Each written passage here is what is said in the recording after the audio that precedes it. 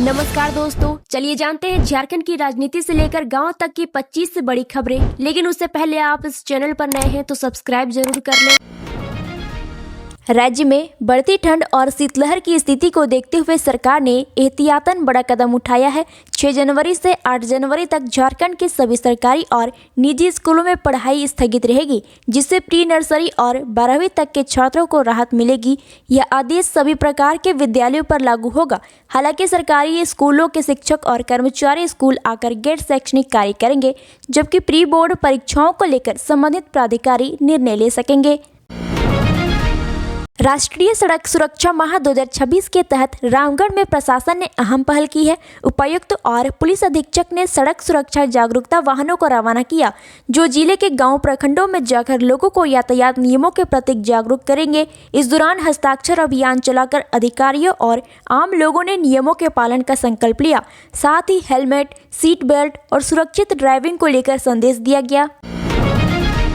पूरे झारखंड में ठंड की स्थिति और गंभीर होने वाली है। मौसम विभाग ने अगले 2 दिनों में न्यूनतम तापमान में 2 से 3 डिग्री सेल्सियस की गिरावट का अनुमान जताया है। साथ ही 13 जिलों में शीतलहर को लेकर अलर्ट जारी किया गया है। लोहरदगा में सबसे कम 4 डिग्री तापमान दर्ज हुआ है, जबकि आने वाले दिनों में रांची समेत कई इलाकों में ठंड और बढ़ने की संभावना है, जिससे आम लोगों को सतर्क रहने की सलाह दी गई है।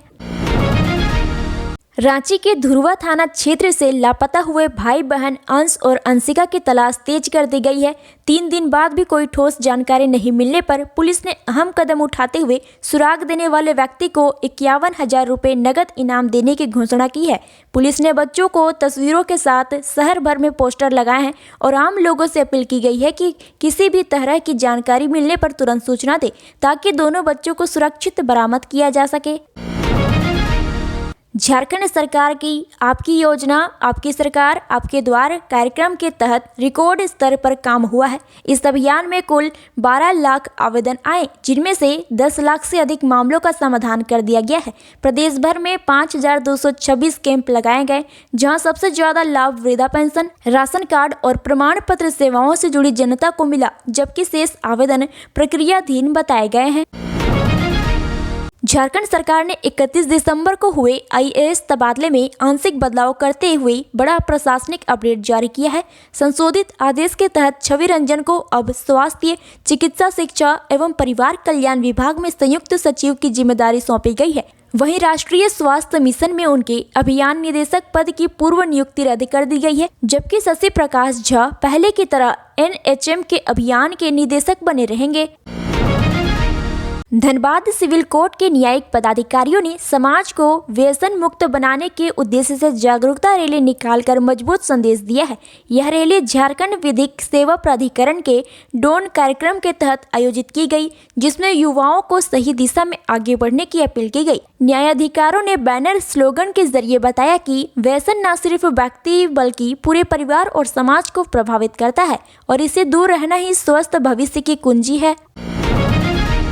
रांची में कांग्रेस ने मनरेगा में बदलाव के विरोध में पदयात्रा और रैली निकालकर केंद्र सरकार के फैसले पर कड़ा एतराज जताया। नेताओं ने कहा कि योजना में बदलाव से ग्रामीण रोजगार, मजदूरों के अधिकार और ग्रामीण अर्थव्यवस्था पर गंभीर असर पड़ेगा। मनरेगा की जगह नई योजना को लागू करना आम लोगों के हितों में नहीं है और इसे पुराने स्वरूप में जारी रखने की मांग की गई।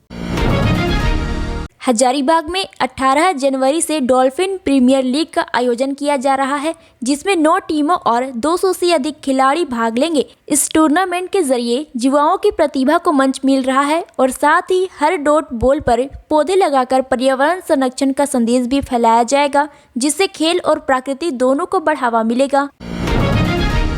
देश भर में नवाचार को बढ़ावा देने के लिए 50,000 नए अटल टिंकरिंग लैब स्थापित किए जाएंगे। झारखंड के 2 स्कूलों के टीचर और छात्र 24 जनवरी को PM मोदी से मिलकर अनुभव और सुझाव साझा करेंगे, ताकि नए लैब और अधिक प्रभावी और छात्रों के लिए उपयोगी बन सके।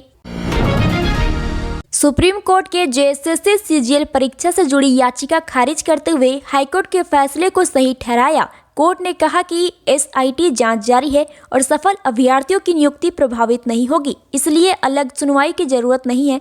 निर्णय से अभ्यर्थियों को नियुक्ति प्रक्रिया में स्पष्टता मिली है और मामले की निगरानी हाईकोर्ट के अधीन जारी रहेगी। हजारीबाग के स्ट्रीट डॉग लवर्स ने सुप्रीम कोर्ट के आदेश पर पुनर्विचार की अपील करते हुए हस्ताक्षर अभियान शुरू किया है। उनका कहना है कि शेल्टर होम में स्ट्रीट डॉग्स रखने का आदेश असंभव और जानवरों के लिए संकटपूर्ण है। इसलिए सरकार को वैकल्पिक व्यवस्था और नसबंदी टीकाकरण जैसी सुरक्षित पहल करनी चाहिए। झारखंड की मेजबानी में 6 से 10 जनवरी तक 69वीं राष्ट्रीय स्कूली तीरंदाजी प्रतियोगिता का आयोजन हो रहा है, जिसमें 33 राज्यों के 639 खिलाड़ी और 134 कोच व मैनेजर भाग लेंगे। प्रतियोगिता के आयोजन में खिलाड़ियों के आवास, भोजन, परिवहन, सुरक्षा और स्वास्थ्य सुविधाओं का विशेष ध्यान रखा गया है और स्वागत समारोह में झारखंडी परंपरा के अनुसार भव्य स्वागत प्रतियोगिता का माहौल उत्सव में बदल दिया गया है। मुख्य निर्वाचन आयुक्त ज्ञानेश कुमार ने देवघर में बीएलओ से संवाद करते हुए कहा कि लोकतंत्र की मजबूती शुद्ध मतदाता सूची पर निर्भर है और किसी भी योग्य मतदाता का नाम सूची से छूटना नहीं चाहिए। उन्होंने बीएलओ की तैयारियों और गहन पुनरीक्षण प्रक्रिया की सराहना की है और भरोसा जताया कि झारखंड में यह काम पारदर्शी, कुशल और विश्वसनीय तरीके से संपन्न होगा।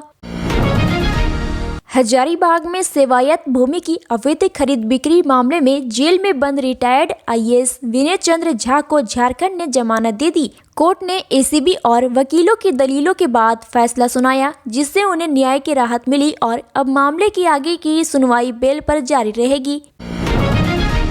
सेंट्रल कोलफील्ड्स की हजारीबाग परियोजना में जमीन के रिकॉर्ड गायब होने और आरोपितों को बचाने की शिकायत पर केंद्र ने झारखंड सरकार को पत्र लिखा। अवर वन निरीक्षक ने निर्देश दिए कि मामले में तुरंत कार्रवाई की जाए और मंत्रालय व शिकायतकर्ता को सूचित किया जाए। इस कदम से राज्य में भूमि अधिग्रहण और वन कानूनों के पालन पर सख्त नजर रखने का संकेत मिला, जबकि सीआईडी जांच में बड़े पैमाने पर अनियमितता और धोखाधड़ी की पुष्टि कर चुका है। पूर्व सीएम अर्जुन मुंडा ने जमशेदपुर में पुलिस अभिरक्षक में अजीत महतो की मौत को लेकर राष्ट्रीय मानवाधिकार आयोग को पत्र लिखा। उन्होंने कहा कि यह घटना जीवन और गरिमा के अधिकार का उल्लंघन है। मृतक के परिजनों को मिलने की अनुमति नहीं दी गई और उन्हें जबरन 2 लाख रुपए दिए गए। अर्जुन मुंडा ने स्वतंत्र और न्यायिक जांच करने और दोषी पुलिसकर्मियों के खिलाफ कड़ी कार्रवाई करने की मांग की। झारखंड प्रदेश कांग्रेस प्रभारी राजू झारखंड दौरे पर है और 6 जनवरी को मोरहाबादी राजकीय अतिथिशाला में सांसदों, विधायकों, पूर्व लोकसभा और विधानसभा उम्मीदवारों तथा जिला पर्यवेक्षकों के साथ 1-to-1 बैठक करेंगे। इसके बाद 7 जनवरी को वरिष्ठ नेताओं के साथ जी राम जी बिल के प्रभाव और जिलावार जिम्मेदारियों पर चर्चा कर संगठन को मजबूत बनाने और आगामी राजनीतिक गतिविधियों के लिए प्रभावी कार्य योजना तैयार की जाएगी। लातेहार के बालूमाथ स्टेशन के पास मालगाड़ी की 2 बोगियां बेपटरी हो गई, जिससे रेल यातायात पूरी तरह ठप हो गया। हादसा में कोई हताहत नहीं हुआ। रेलवे अधिकारी मौके पर पहुंचकर बोगियों को पटरी पर लाने और राहत कार्य में जुट गए हैं। प्रारंभिक जांच में पटरी लोड या तकनीकी खामी को कारण बताया जा रहा है। गिरिडीह में उत्पाद विभाग की सख्त कार्रवाई। 2 गांवों की अवैध शराब भट्टी ध्वस्त की गई। उत्पाद विभाग की टीम ने बलहारा और मकडीहा गांव में छापेमारी कर करीब 600 किलो जावा महुआ और 135 लीटर महुआ शराब जब्त कर नष्ट किया, जिससे अवैध कारोबार पर बड़ा झटका लगा है। इस कार्रवाई से स्थानीय आबादी और कानून व्यवस्था दोनों को फायदा मिलेगा और फरार आरोपियों की गिरफ्तारी के लिए छापेमारी अभियान जारी है। रांची में बड़ा खेल update. East zone inter university football tournament का भव्य उद्घाटन। रांची विश्वविद्यालय के बिरसा मुंडा स्टेडियम में 5 जनवरी से शुरू हुए इस टूर्नामेंट में देश भर की टीमों ने हिस्सा लिया। खिलाड़ियों को खेल भावना और अनुशासन बनाए रखने का संदेश दिया गया। यह प्रतियोगिता 11 जनवरी तक चलेगी और युवा खिलाड़ियों को बेहतर मंच मिलने के साथ ही टीम वर्क और प्रतिस्पर्धा का अनुभव मिलेगा। सीयूजे में करियर विकास पर बड़ी चर्चा। डीयू के प्रोफेसरों ने छात्रों को दी प्रेरणा। रांची के केंद्रीय विश्वविद्यालय में आयोजित सत्र में प्रोफेसर मलय कुमार मोहंती और प्रोफेसर रति नारायण कर ने छात्रों को इंटर्नशिप, व्यवहारिक अनुभव और नैतिक नेतृत्व में महत्व पर मार्गदर्शन किया। इससे छात्रों को करियर योजना बनाने और उद्यमिता तथा नेतृत्व में आत्मविश्वास बढ़ाने का अवसर मिलेगा। पलामू में पुलिस की सख्त कार्रवाई। 4 किलो गांजा के साथ 2 युवक गिरफ्तार। मेदिनीनगर पुलिस ने रेलवे ओवरब्रिज के पास गुप्त सूचना के आधार पर ऋषिकेश पांडे और कृष्ण कुमार गुप्ता को पकड़ लिया, जिनके पास गांजा और मोबाइल बरामद हुआ। कार्रवाई से क्षेत्र में अवैध पदार्थों की रोकथाम और सुरक्षा व्यवस्था मजबूत होगी। भाकपा माले का बड़ा बयान। मुख्य चुनाव आयुक्त के मतदाता सूची पर कथित बयान को संवैधानिक मर्यादा का उल्लंघन बताया। पार्टी ने कहा कि आयोग को नागरिकता तय करने का अधिकार नहीं है और इस तरह के बयानों से कमजोर तबकों के मताधिकार पर सवाल उठते हैं। भाकपा माले ने चुनाव आयोग से मांग की है कि यह संवैधानिक सीमाओं में रहकर निष्पक्ष और सुरक्षित प्रक्रिया सुनिश्चित करे।